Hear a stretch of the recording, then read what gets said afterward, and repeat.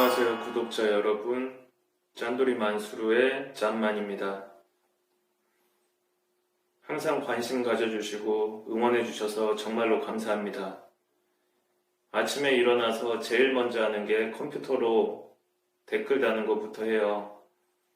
그리고 여러분들께서 궁금해하시는 것들 답변 달아드리고, 그리고 이제 문자가 많이 오다 보니까 바로 답변은 조금 힘들고 다음날 아침에 일어나서 한꺼번에 답변을 드리는 정도로 하고 있습니다. 항상 감사하게 생각하고요.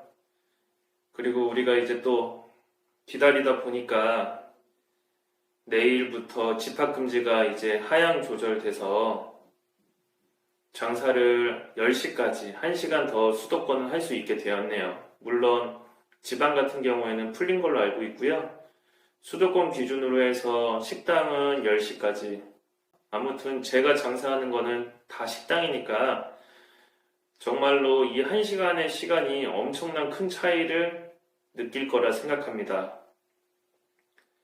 음식점 같은 경우에는 9시까지만 장사를 해서 손님을 딱 한 번밖에 못 받았어요. 손님들이 보통 7시에 들어오셔가지고 2시간 정도, 6시나 7시 정도에 오셔서 2시간에서 3시간 정도 식사를 하고 가시면 홀 손님을 못 받는, 그리고 이제 배달이랑 포장 위주로만 운영을 했는데, 그래도 하루에 80만원에서 테이블 5개에서 80만원 하던 얘기를 계속 하다 보면 저녁 7시쯤에 이제 손님을 받고 9시에 문을 닫아야 하다 보니까 손님들도 좀 술을 급하게 드시는 경우도 있었고, 이제 그렇지만 저희 같은 경우에는 9시에 문 닫고 나면 다른 음식점들처럼 일찍 들어가는 게 아니라 새벽 2시까지 포장하고 배달 장사를 같이 병행하는 그런 집입니다.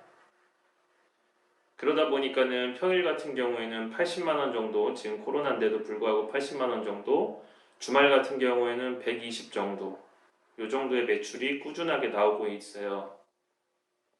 그래서 요번에 1시간이 늘려진다는 얘기를 듣고 매출이 더 오르겠구나 라는 생각을 하고 있습니다. 조금 있으면 풀리겠구나, 그걸 감안해서 홀에서 드실 수 있게끔 메뉴를 조금 더 변경을 했습니다. 그렇다 보니까 홀 손님도 요즘 좀 많이 늘어난 상태고, 단골들도 생각보다 정말로 많이 생겨서 요즘은 문만 열면 그래도 홀이 어느 정도 꽉 차네요. 정말 감사하게 생각하고 있고, 1시간 더 연장되는 거에도 정말로 감사하게 생각하고 있습니다. 근데 반면에 제가 유흥업소를 하지 않았습니까? 유흥업소를 했고 지금까지 집합금지 대상이고, 집합 제한도 아니죠. 아예 열 수 없었죠. 그리고 요번에 또 바를 인수해서, 사실은 유흥업소 같은 경우에는 최근에 가보질 못했어요. 그래서 오늘 가서 청소하고 준비를 해야 될 것 같고요.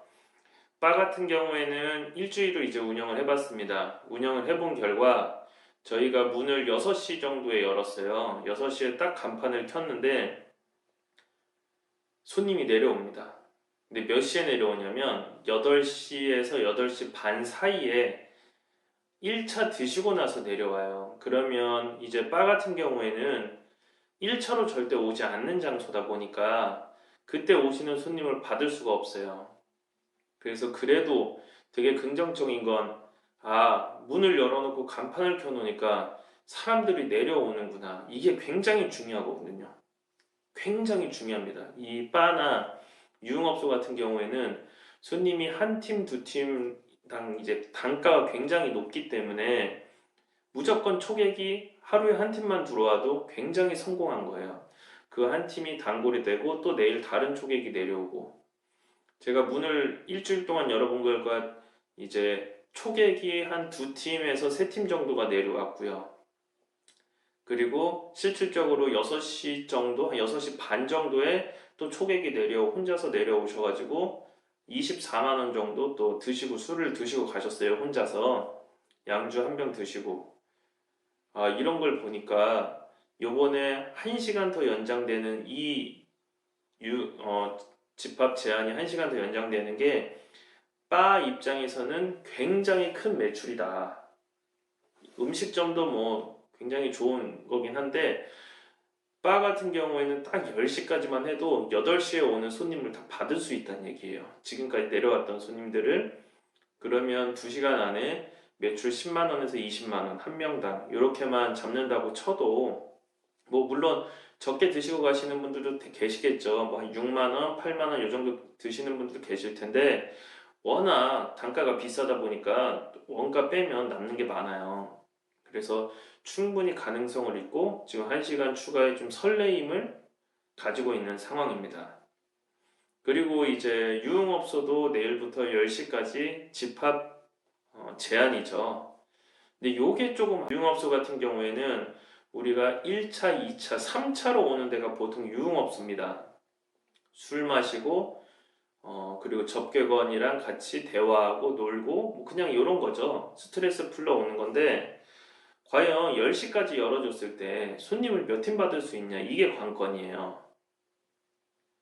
물론 단골들은 올 겁니다. 단골들은 열었어 하고서 이제 조금 일찍 와서 놀아주시던가 할 텐데, 문제는 초객이 들어왔을 때, 초객이 올라오거나 들어왔을 때 절대로 받을 수 없다는 얘기예요. 그거 모르고 받았다가, 그거 더 팔고 싶어서 받았다가 신고 들어가면 그대로 벌금 300만 원이죠. 근데 조금 애매해요, 시간이. 유흥업소는 아무리 못해도 시간을 새벽 2시까지는 잡아줘야 돼요. 그래야 하루에 한 팀이라도 받고 들어가요. 한두 팀이라도. 10시까지는 절대 불가능해요. 1차 식당에서 먹고 온다 해도 9시. 그러면 1시간 안에 모든 거를, 술도 드시고 뭐 즐겁게 노셔다 가야 되는데 그렇게 오실 분들이 없어요. 과연 이 방역 정책이 어떤 효과가 있겠냐 이거예요, 유흥업소에. 차라리 이렇게 하지 말고 유흥업소는 손님 제한을 두는 게 더 좋을 것 같아요. 예를 들어서 5인 이상 집합금지니까 손님을 룸당 2명씩만 받을 수 있게 해라. 그래서 접객원까지 해가지고 종사자까지 해서 총 4명이서 한 방에 있으면, 물론 방역 수칙 정확하게 지키고 이렇게 해서 좀 풀어주는 게 더 현명하지 않나. 어차피 세금도 많이 띄어가는 업종이고 그렇다고 죽일 수 있는 업종도 아니잖아요. 이밖에 안 돼요. 그래서 아무튼 어찌됐건 저는 또 이제 뭐 이리 했던 저리 했던 뭐 10시까지만 간판 키고 또 장사 안 하다가 새벽 5시쯤부터 이제 또 장사 시작하고, 새벽 5시부터 그 다음날 저녁 10시까지는 또 장사를 할 수 있다는 얘기예요. 웃기죠. 2부 장사가 되는 거예요, 이제. 그렇게 되면. 참 이런 것들을 몰라요, 윗분들이. 이 생태를 좀 알고서, 시스템이 어떻게 돌아가는지 알고서 정책을 좀 만들어 주셔야 되는데, 그냥 5인 이상 집합금지 만들고 뭐 9시, 10시, 그러면 새벽 5시에 오는 손님들은 코로나 안 걸리냐고요? 걸리죠. 사실 그렇게 해야 되는 거는 좀 아니라고 봐요. 근데 어찌됐건 뭐 제가 정치하는 사람이 아니고 저는 그냥 국민이다 보니까 그냥 거기에 맞춰서 최소한 리스크를 줄이고 좀 이익을 내는 방법으로 좀 지금 찾고 있는데, 어찌됐건 1시간 더 연장은 제 입장에서는 여러 가지로 봤을 때 굉장히 메리트가 있다, 가능성도 있고 좀 그렇습니다. 그리고 조금이나마 숨통이 조금 트이기 때문에 우리 세입자분들도 조금 다행이다 이렇게 생각을 하고 있어요. 아무튼 여러분들께서도 좀 장사를 하시는 분들, 자영업 하시는 분들도 1시간 더 연장되고 또 비수도권 같은 경우는 풀렸으니까 방역을 좀 잘 지키면서 이게 다시 또 막 500명, 600명 늘어나서 또 집합금지 또 당하고 뭐 또 커피숍은 또 좌석도 앉지 못하게 하고 이런 상황이 오지는 않았으면 좋겠어요. 좀 여러분들도 잘 동참해 주시고요. 그리고 또 영상 보니까 헌팅 포차도 마찬가지더라고요. 자리간 이동 금지라고 하는데 그게 과연 될까요? 20대 애들이, 그 혈기왕성한 친구들이 술 먹고 헌팅하러 가는 데가 헌팅 포차인데 자리 이동을 하지 말라는 게, 그리고 20대 친구들 같은 경우에는 술을 먹으면 좀 즉흥적이고 감정적으로 모든 게 이루어지는데 그 수칙을 지킬지 정말 좀 정책이 우습기도 하고요. 아무튼 사실 요즘 땅을 조금 보고 있어요. 근데 제가 땅에 대해서는 아예 모르다 보니까 혹시 여기 부천에 살면서 근교에 한 100km 정도, 거리 한 100km 정도, 그 정도에 좀 괜찮은 시골 땅, 그러니까 부천에도 살고 거기도 왔다 갔다 하면서 이제 돈을 모아가지고 계속 그 주변을 살 수 있는 그런 곳이 있다고 하면 댓글로 추천 좀 해주세요. 저는 지금 강원도 뭐 이런 데 좀 보고 있거든요. 근데 강원도도 워낙 넓다 보니까 강원도 어디를 가야 될지 모르겠어요.